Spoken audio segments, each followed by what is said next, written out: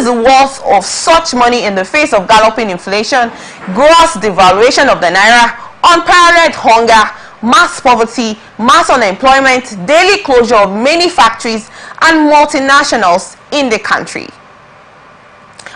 Quickly, Dr. Ekie, I would love to get your thoughts about this coming from the Delta State Governor about Tinubu's economic policies. Do you think he's actually hitting on the right direction about the situation on ground right now?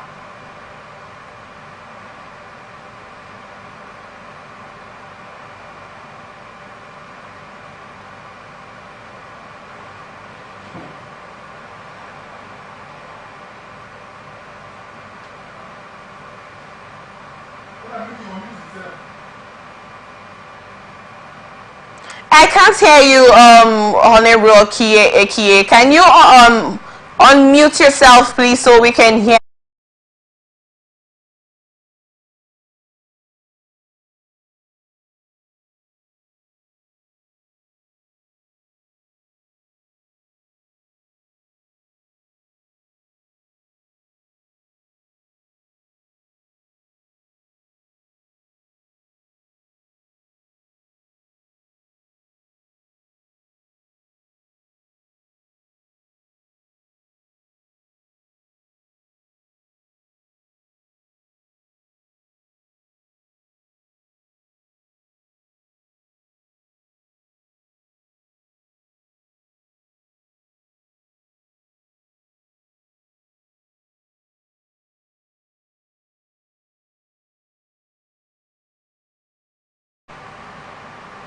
Okay, my pleasure. Good morning, everyone.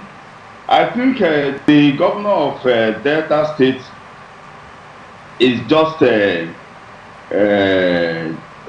reminding the Delta people, because the focus here is about Delta State.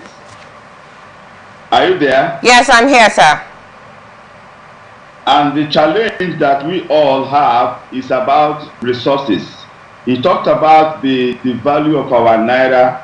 He talks about how the economic hardship is on the high increase in our country. We all know about that. But I think what the Deputy Senate President, Senator Omagege, is trying to raise is that the volume of resources that has been sent to Delta State, the local government, that there is no visible impact or development of that resources that is allocated and sent to Delta State government and the one they have generated. So I feel that in as much as it's a criticism or a political statement that the governor felt, the governor should have gone ahead to itemize the judicious use of the resources that have been sent to Delta State. I think if he did that, the part of integrity and the part of good performance would be allotted to him. So I like to say that in as much as we all agree that because of the removal of subsidy and because of the value of our currency, that the governor of Delta State and every other governors and local government chairmen that have received allocation in a huge amount, because this is one of the government that state government have received so much, including local government, as part of their monthly allocation from the federated unit. So I like the governor of Delta State to respond to the public, to the allegation or to the worriedness of Senator Omagege by telling us that we have received so far is financial accountability. As a state, my local government, the local government in Delta State have received so much of these resources, and these are the projects, and these are the programs, and this is how these resources have been judiciously used for Delta people development. So I think the criticism is not bad. So, but the governor needs to tell us and tell Deltans how that resources has been used, and these are the projects, these are the programs. I think once he does that, then it means that he has cleared such kind of political assumption. Okay, thank you very much, Ambassador. You are not disqualifying the fact that yes, there could be economic crisis in the country, you know, coming from the Delta State Governor Oberevori, and about the Tinubu's economic policy affecting us. You know, you're not disputing the facts, but you're trying to say that in as much as yes, there has been economic crisis, there has also been a situation where the federal government has allocated funds to the states, that he should implement the funds that has been allocated to the states rightly, instead of criticizing an administration that has been on, you know, let him make use of the funds available and focus. Okay. My focus is anything that we are looking for right now. But I also want to state categorically that the President, the Federal Republic of Nigeria, has as well in a way of ensuring that this hardship for Nigerians reduce. They have increased the federal allocation. What he is saying not just end as a rhetoric on during the meeting and to the public.